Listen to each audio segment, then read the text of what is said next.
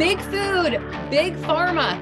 Guess what, guys? It's all intertwined. Be a slave to their foods, get sick, and now you're going to be a slave to big pharma. Hey guys, thank you so much for supporting us and watching our videos. If you'd like to support us some more and get some of our merchandise like this awesome apron, be sure to check out our website at thecarnivorerevolution.com. Hey everybody, welcome to the Carnivore Revolution. I'm Serena, and my special guest today is Meghann Alice. And Meghann is a fellow meat-based friend that I have met on Instagram, and Meghann has a lot of really good things to say about food addiction and sugar addiction. And so I want to dive right into that today and talk about that because both of us agree that that is not talked about enough. So Meghann, thank you so much for joining me today.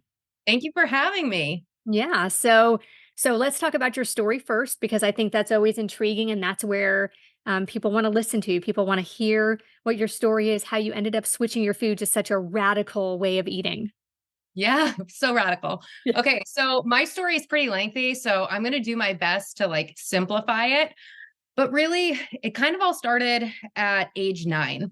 I was a very obsessive compulsive child, and my parents had me in and out of therapy. And so they thought they were doing the best for me.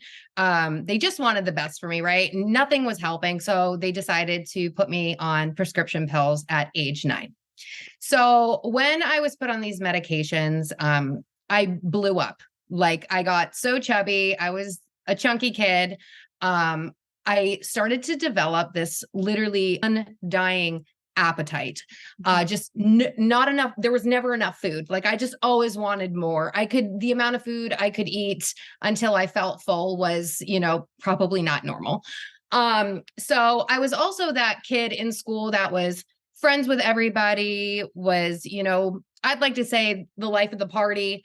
But at home behind closed doors, I was a really dark kid, struggled with chronic anxiety and depression. The meds put me in such a place where I was a zombie all of the time. I was so brain foggy. I could never focus. I always felt stupid. Academics were very challenging for me because my brain just wasn't working normally, but that was the normal for me, right? So I would say age 16 came around and my self-esteem was terrible. You would never have known that though. But I was like, you know what? Well, if I don't have anything to offer the world, because I didn't feel smart, I was like, well, maybe I could at least be pretty. Mm-hmm. So that's when I really got into fitness. And I became a fitness addict and just addicted to the gym, working out all the time.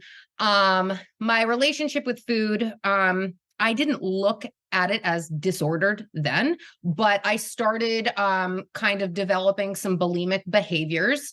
So if I would go on these crazy binges, I would be purging in the gym for hours on end, spending hours in the gym. Occasionally I would make myself throw up.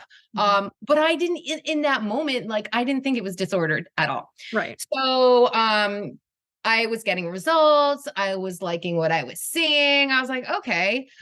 So let's fast forward to age 20. I was a party girl.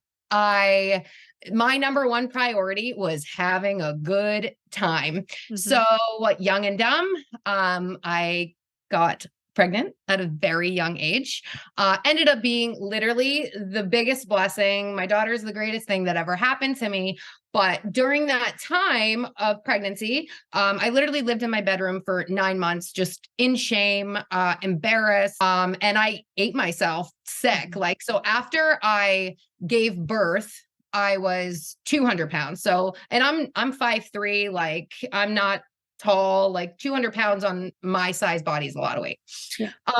So anyways, I knew that I needed to get that weight off immediately. So what did I do? I went back to the gym, was spending ridiculous amount of hours, working out, got the weight off, was purging as well. So then, age, let's fast forward. So now I want to say age 24 came around. I was nannying. I was trying to pay the bills. I'm a single mother, just trying to support myself. I didn't have a college degree. I'm just I was at a place and I was like, you know what? I was sick and tired of being so sick and tired. My anxiety was terrible. I was still like a total zombie. My brain was just like all like, I never felt like I could function, I guess you could say, as a quote unquote normal person. Like I just knew something wasn't right. So now we're talking, I've been on prescription pills for 17 years now, right? For anxiety, depression, OCD, Adderall for ADD. Like I was on all of the meds. And my friend said to me, well, Meghann, these things could actually be really working against you and they're not good for you long term. And you should really try getting off of them. And I was like, holy cow, like you're out of your mind. Like I never like could have imagined getting off of them because I didn't know any different. I've been on them my entire life. But I was like, he said that to me and a light bulb went off. I ended up finding this book called Anatomy of an Epidemic. Found this book. It was just like, oh my gosh, like I have got to get off of these. Like this book basically said what these drugs do to you long term. And my whole life made entire sense. And I'm like, oh man, like I want to discover who Meghann is, like what is inside of her without being medicated. So I was so angry and so upset after reading this book. I cold turkeyed off of these. Okay. So for anyone who is listening to this, never, ever, ever, ever cold turkey. It is so dangerous. If I could go back in time and do things differently, I would have. I was in psychiatric drug withdrawal with 5 years and I get emotional talking about it because it was living hell. It was not fun. So anybody who ever wants to get off of prescription pills, you want to do a safe taper. Now, most doctors, we can save doctors for another topic, but most doctors do not know. They don't even know how to safely taper patients. And you can get really sick, really messed up for years at a time. So I have a great resource. Maybe you can link it at the bottom of the show notes, but it's called Inner Compass Initiative. It teaches teaches patients how to safely taper so they do not have to go through psychiatric drug withdrawal. Okay. So anyways, during that moment, I wanted, during those 5 years of psychiatric drug withdrawal, I was so frustrated and so angry with Big Pharma. And just, I felt like my life was just kind of like a scam. And I was so determined to do something with my life and make something of myself. So during that time, I pursued personal training. I became a certified trainer and I also pursued firefighting and became an advanced emergency medical technician. And during all of this, I achieved more than I had ever achieved in my life during this time. Now, we're still struggling with the food addiction during this time. And during getting off of psych meds, my food addiction and my eating disorder manifested, got so bad. I was also in the health and fitness space preaching health and wellness. And here I am, a total fraud because I'm not healthy at all because I'm addicted to the gym. I'm purging through the gym and I'm also making myself sick, terrible. So I actually hit a moment, rock bottom moment where I had gone I had a day where I had a day of just constant binging and purging. And that night I was in the bathroom and I was just kind of standing and my whole world is just I'm like literally like just spinning. My heart is beating out of my chest. It's palpitating. And I had that aha moment, like right there. And just like this voice and maybe it was God, but it was like, Meghann, if you do not get your, you know what, together, you're going to die. You're going to die. And my parents had been living the ketogenic lifestyle for quite some time. My mom was doing it to improve her mental health. My father was doing it to reverse his type 2 diabetes. And he did. He got off of all of his medications, lost 100 pounds. And the funny thing is I actually used to make fun of them, literally used to make fun of them and say, you guys are crazy. You need carbs to thrive. This is what you guys are doing is just silly. But I was so desperate. They were like, well, Meghann, there's this, I forget. I want to say it was through Ketogenic Success, Mary Roberts and Jessica Reynolds. I took their food addiction course, and my parents were like, we'll pay for it for you. Just give it a try. And I was so desperate. Like I was so sick. Like I was thinking about enrolling myself in like a food addiction or an eating disorder clinic because I just was so bad. And so I started this course and all of the light bulbs once again went off. And I didn't even know that food addiction was really ever a thing, right? Like because I was in the health and fitness space, I was also following all the, fitness gurus who were like, oh yeah, you don't want to live such a restrictive lifestyle because, you should be able to eat all of the things, moderation this, balance this. And I did it. I lived that for so many years and it never worked. I would go, a couple months here but every time I would fall flat on my face. The moderating just did not exist. So when I found out that food addiction was a thing, and because at the end of the day, you and I both know that addiction is addiction, whether it's alcohol, drugs, or food, every addiction should be treated like every addiction. That course literally changed my life. So I was doing really, really well. I was about 3 months food sober, right? And I had just started my new career in the fire service. Super excited. I had gotten through the psychiatric drug withdrawal. I was doing good with my eating disorder, my food addiction, and my bulimia. And then 2 months into my brand new career in the fire service, I fell backwards out of the ambulance, landed on my head, went unconscious, and suffered a traumatic brain injury. So lost my entire career. Within 2 months. I had worked my ass off so hard to get there. So here I am once again, my whole world has crumbled. And I'm like, oh my gosh, like, what am I going to do? And as you know, if you've struggled with food addiction, like typically in high stress times, we want to go back to what we used to do to soothe, right? And emotional eating is huge with many people. And that stressful moment, right? Like I knew that I wanted to go back to old behaviors that were no longer serving me because I wanted an outlet. Like here I was, my world was crumbling. I don't drink alcohol. And I had nothing, but because I had learned so much about myself in the food addiction program, I was able to say, okay, your thoughts are going back to a really bad place. And I ended up hiring a one-on-one coach for food addiction before I went back to old behaviors and patterns because I had worked so hard to be in that good place. I recognized I was in a bad place, so I saved myself before I went backwards. So I am a huge advocate for low carb, ketogenic, carnivore. It has literally changed my life. This is coming from somebody who is medicated for 17 plus years for all of the things, all of the problems, and I take nothing now. And what people don't understand is, not everybody, the impact that food has on your body. Do I think food alone can heal you? Not always, but in many cases, it can dramatically change your life. And, I work with one-on-one clients all the time who struggle with food addiction.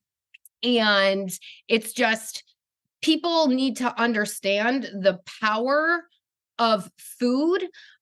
Because you have so many people in the health and wellness space saying that there's no such thing as bad foods. And I'm here to say that is completely false because food is information. So if you suffer with mental health and you're feeding your body, toxic seed oils and highly processed sugars, you are not doing anything for yourself. In fact, you're causing dysfunction, which is making things even worse. So huge advocate for the meat-based lifestyle. I think one of the things that that people just don't realize, because they always say, and I'm sure you get this a lot, I do too, about why are you doing something so restrictive? It sounds to me like you have an eating disorder. Yeah. And let's talk about that for a minute. The difference between the eating disorder that we had, because I had the same thing as you. I was bulimic for probably close to 20 years. When I was younger, I just turned 50. So I've not done that for quite some time, but I still did do the, like the binging, and then I would starve myself for a week afterwards, or I would do a juice fast or all that. And all of those things are still related to each other. And so the idea that we eat such a restricted diet, but yet it keeps us clean and it keeps us sane. People just don't understand that. Yeah. And I love when people say, that's so restrictive, right? And I always go back to this.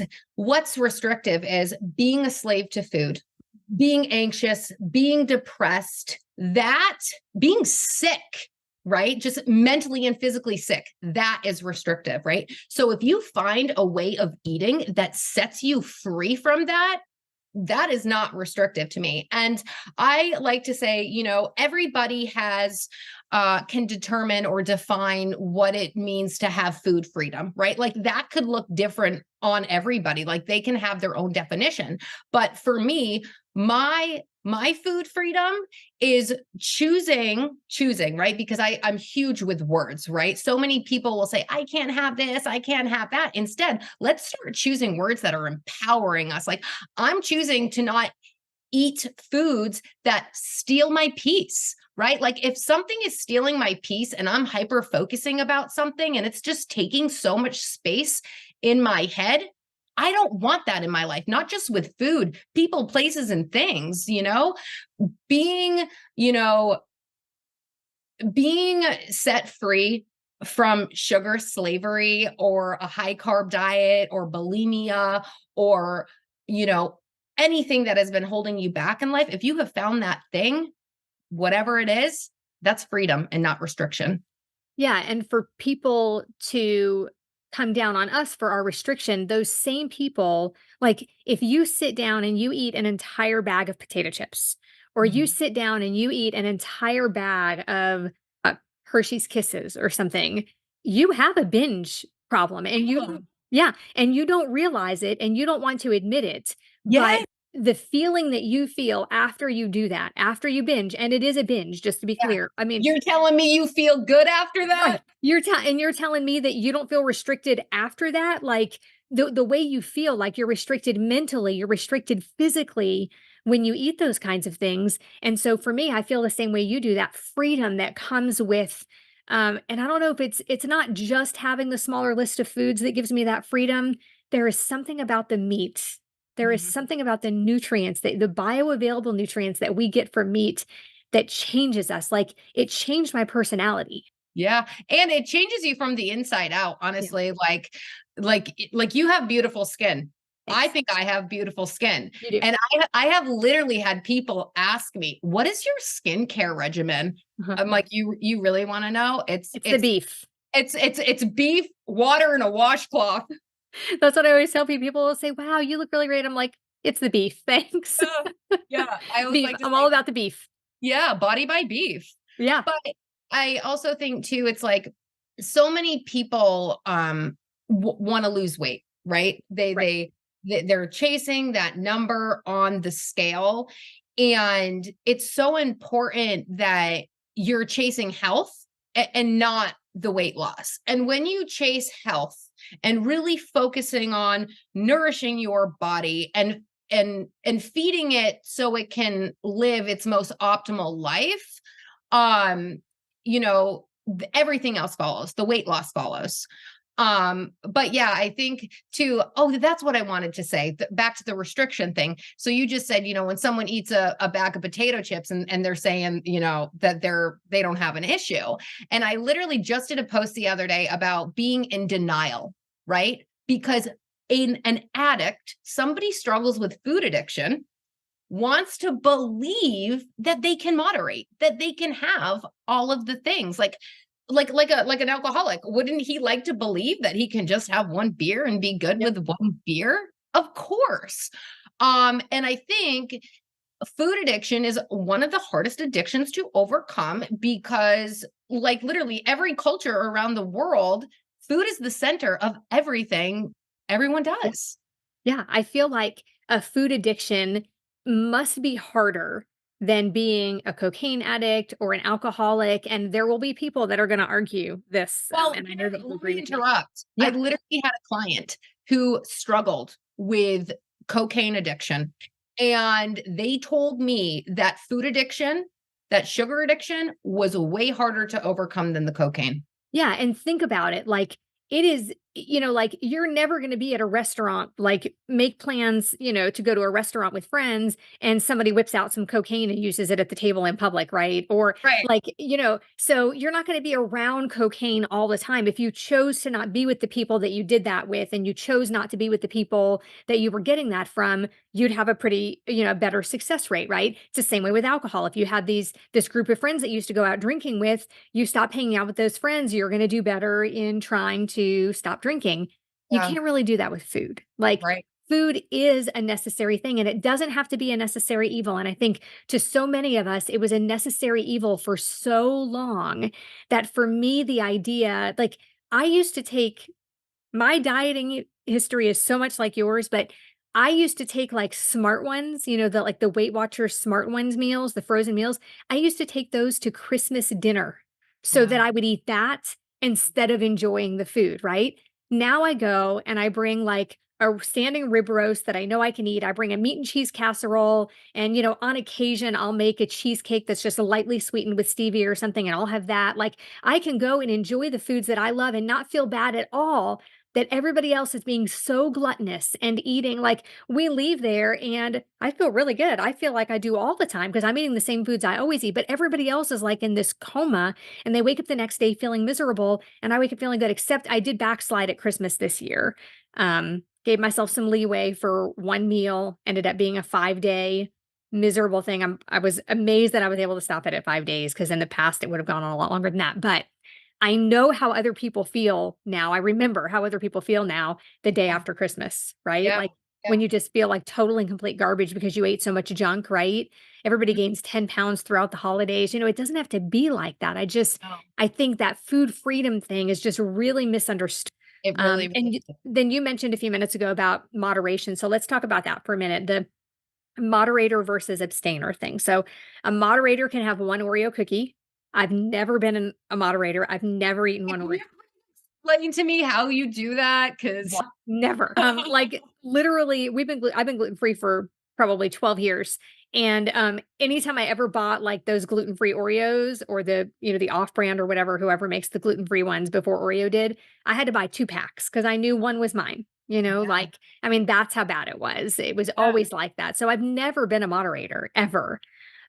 So people who say moderation is key, everything in moderation, that doesn't work for people who are abstainers. And an abstainer is somebody who can't just have one. So when they say on what is it, the Pringles or is it Lay's potato chips that says you can't have just yeah, one of those two, they're right. yeah, yeah. And they have that bliss point in there. The Well, bliss, the Oreo cookies, anything from General Mills and yes, big food, literally, they're engineered yes, to be addictive, yes. like 100%.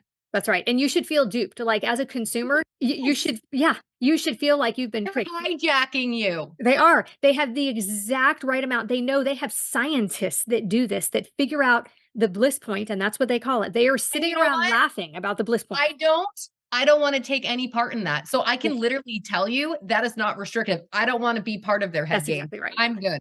They know you're addicted, and they specifically make it addictive with the exact right amount of salt, sugar, and fat to Mhm. make those things addictive. And as a consumer, you should feel mad about that. The people who used to run like the tobacco companies who got people addicted to tobacco are now running the processed food companies, and they knew what to do. They knew how to get you, and they have scientists that know that you're addicted. Big food, big pharma.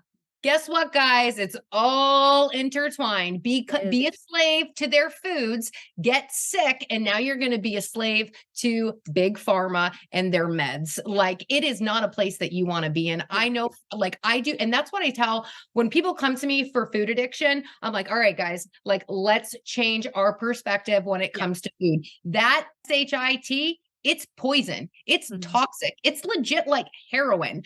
And do you want to be a slave to that for the rest of your life? Like, no, liberate yourself and say, no, I'm good. I don't want to be part of that rodeo. But the nutritional guidelines for America say that it's fine if I eat those things. Yeah. So conflicts of interest. Yep. And I always like to say, I mean, we don't need to get into politics. We don't need to go down that route, It's but okay. Let's just a little bit. okay, if do the complete opposite of what your government tells you and you'll be healthy. Yeah, seriously, the conflicts of interest on the US Dietary Guidelines Committee, the people that decide on the food pyramid that, and this, let's just be clear, because people will say, well, I don't follow the food pyramid anyway. I just eat lots of carbs or whatever, lean protein. But most people do either work or have their kids go to or live in a place where those dietary guidelines, it's mandatory. It's a law that they be followed. So schools, nursing homes, hospitals, the Hospitals. US military, all of those places have to follow those guidelines. And you can honestly say, if you sit back, even as an impartial person, there's no way even an impartial person could sit back and watch what is served to like a diabetic patient in a hospital and say, oh, that's a good meal for them. We'll just give them more insulin for it, is what the doctors and the nurses say when they serve a diabetic patient orange juice and a muffin and bread with jam. Like there is, and then one egg, like as if that's going to like they're in there because they are sick, right? And you're making them sicker. Yeah. And it's not even like the muffin is homemade either. These are all processed foods. The orange juice, the muffin, the toast, and the jelly or the jam, they are all processed foods. The egg is the only thing on the plate, if it's a real egg, that is not processed. And so I just think it's so important that people understand the dietary guidelines and how they affect our lives, because people will shrug their shoulders and say, well, that doesn't really affect me. It does if you have kids in school. It does if you ever end up in the hospital. It does if you're in the military. All those places, it is mandatory. It's actually illegal to serve whole milk in schools. They are not allowed to serve it.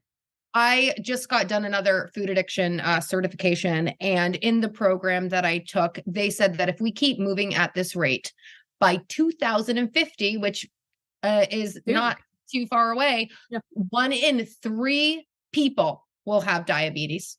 Like, it's outrageous. Like, that makes me so sad. Yeah. And again, I think people need to look at those guidelines and people need to use common sense, I guess, is the main thing. Because if I can eat a steak with some butter and it doesn't raise my glucose level to a point that is unhealthy, if it doesn't affect me in that way, how could it possibly lead to diabetes for people? Because that's what they want us to believe. That's what they say. They have studies that say that, but it's really important that when you see a study, don't just believe the headline. Actually go to the sources on the study. And I know that's asking a lot of people, but if you want to know the truth, go to the sources on the study, because the source on the study is going to take you to, well, the source on the article is going to take you to the actual study. And if you really dive in, you're going to find that most of the studies that say a steak causes diabetes, or, the US dietary guidelines, are correct. Or when you go in and you look at those studies and you see the sources for them and you look for the funding, that's where the truth really shines, is because like if you go to Google and you type in a keto diet, probably the first or second link's going to tell you you're going to die. That's right. Yep. Yeah. And if you go to the study that says that, you're going to find that study was probably paid for by Kellogg's or Coca-Cola, and people don't. Yeah, I was shocked when I found this out. And it's something like in 80% of the cases or something like that, the study is skewed towards the person who, like, the results of the study are skewed towards the company or the person who funded it. So you're never going to find a study that is paid for or funded by Coca-Cola that says sugar is bad for you. Yeah. And I was shocked when I found those things out, that those studies are actually paid for by some of the companies that the study ends up finding favor in. And that makes perfect sense, right? There has to be a point, there has to be a way that we can get to a point where these studies are actually funded by somebody who is impartial. And I don't know who that would be, but there has to be a way to get real studies so that the human race can survive. Because the way things are going, I mean, the amount of people that are sick is just, it's so sad. And it makes me sad on a daily basis to watch the way people eat. Yeah, me too. Me too. And I think we're up against a giant. And I think all we can do, it's going to be like one person at a time, little by little. And hopefully things change. I'm not hopeless, but I think it's going to be a challenge. Yeah. What's the number one book you would recommend to people who like need information? Yeah, honestly, The Lies My Doctor Told Me by Dr. Barry, Mhm. literally one of my favorite. That was one of my first books when I started this lifestyle, and he does such a beautiful job of breaking it down into like, terms that everyone can understand. It covers, salt and cholesterol and the sun and how none of those things are actually going to kill us. Or so yeah, no, definitely The Lies My Doctor Told Me. Super easy read. If you're not a huge reader, I'm pretty sure he has it on Audible, but Yeah. definitely suggest that one. Yeah, I'm gonna go ahead and say mine. Mine would be, The Big Fat Surprise by Nina Teicholz. That book is amazing. If you wonder why we're afraid of fat, or if you're afraid of fat and wonder how we got into this predicament, that is an awesome book. It is on Audible. I've actually listened to it 5 times. I And have it on book. The print is so tiny. I gotta listen. I yeah, gotta get the Audible. yeah, it's wonderful. It is such a good book, to teach you how we got to where we are, and I think that one's really helpful It too. all started with a rat study with like Hansel Keys or something. Ansel Ansel Keys, Keys, right? Yeah. man, Ansel Keys is the He reason scared people are so sick. everybody. Seriously, like, if I think, that is one of the biggest issues that Americans, and not just Americans either, because it's trickled into other countries too, but it started in America. The whole thing with Ansel Keys, look that up. It's mind-blowing, but definitely read those 2 books. I mean, those are awesome books if you're thinking about getting started. So, one more thing is you are going to Hack Your Health, formerly known as KetoCon, and that's super exciting. You get to be on a food addiction panel. Yes. So Yeah. excited.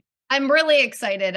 Honestly, like it sounds cheesy, but it's kind of like a dream come true because I Yeah. remember being so sick with food addiction and my bulimia. And I remember I used to literally after every binge, I would like curl up in a ball, like sick every night and just think to myself, if I can ever overcome this addiction, like I'm going to make it my mission to help others do the same. And I'm going to get so vocal about it and just do whatever I can. And now I'm going to be on the food addiction panel at Hack Your Health. So it's pretty cool. Yeah, that's really wonderful. So where can people find you? So I am most active on Instagram at Meghann.Alice, Meghann.Alice. I'm super active on there. So if you have any questions, just shoot me a message. That's awesome. This was a wonderful conversation. We'll have to do it again. Yes. Thank you so much for having me. Thank you, Megan. It was great. And thank you for watching. We'll see you next time on the Carnivore Revolution. Oh, that was really good. Really good.